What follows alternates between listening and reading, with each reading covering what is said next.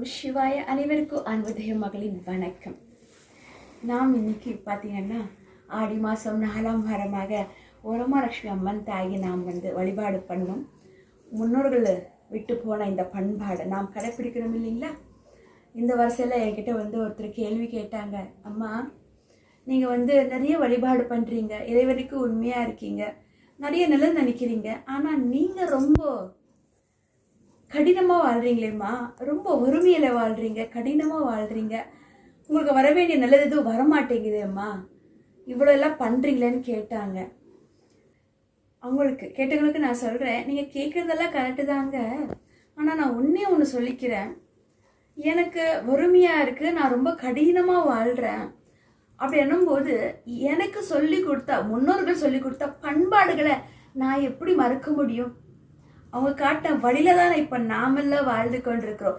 நாம் சிறு வயசாக இருக்கும்போது என்னுடைய பாட்டிமா என்னை உட்கார வச்சு நல்ல பட்டு பாவாடை எல்லாம் போட்டு, இந்த மாதிரி கைக்கு வளரெல்லாம் போட்டு, தலை நிறைய பூ வச்சு அழகு பார்ப்பாங்க. இந்த மாதிரி பூஜை நேரத்தில் உட்கார்ந்து, அம்மா நீ பஜனை பாடு, நீ எனக்கு மணி கொண்டு வா, பூ கொண்டு வான்னு சொல்லி என் கீழே வேலை வாங்கி இதெல்லாம் சொல்லி கொடுத்த பண்பாடு நான் எப்படி மறக்க முடியும்?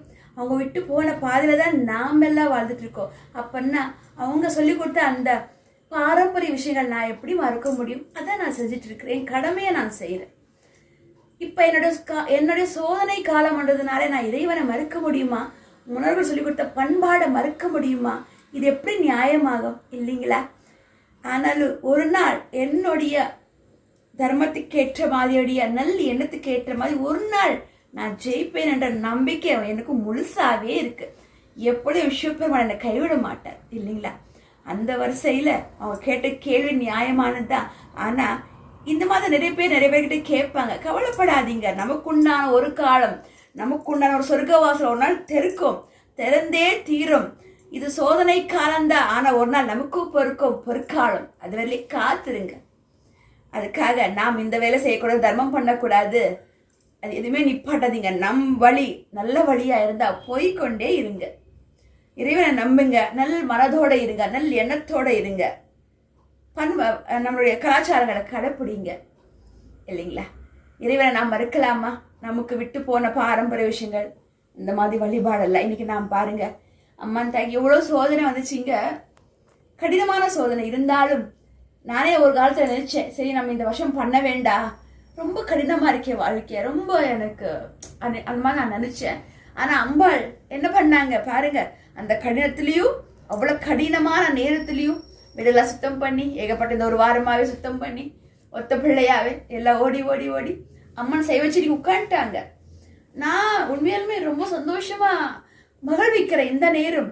அப்ப நான் நினைச்சேன், என்ன மன்னிச்சிருத்தாயிரம் அவகிட்ட மன்னிப்பு கேட்கிறேன், இனிமே நான் எப்படியுமே அப்ப நினைக்க மாட்டேம்மா, என்ன கடினமான நேரம் வந்தாலும் என்னுடைய இறை வழிபாடு நான் விட மாட்டேன் தாய் అని சொல்லி என் தாயாருக்கும் என் முன்னோர்களுக்கும் என் குலசாமிக்கு நான் வாக்களிக்கிறேன்.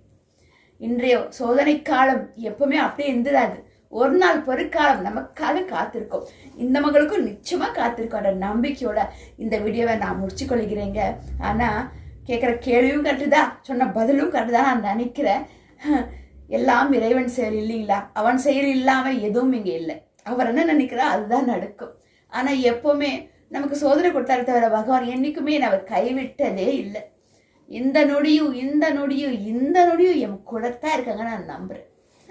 பகவானே ஓம் நம சிவாய. அம்மன் தாயே, லக்ஷ்மி தாயாரே போற்றி போற்றி, ஊரை காக்கும் தேவியே போற்றி, லக்ஷ்மி நாராயணரே போற்றி போற்றி, என் குலசாமியே துணை, வெற்றிவேல் முருகா. நன்றி நன்றி நன்றி. மங்களம் உண்டாகட்டும் உங்களுக்கும். பிறரையும் வாழ்த்திக் கொண்டே இருங்க, நீங்களும் நல்லா இருப்பீங்க. நன்றி.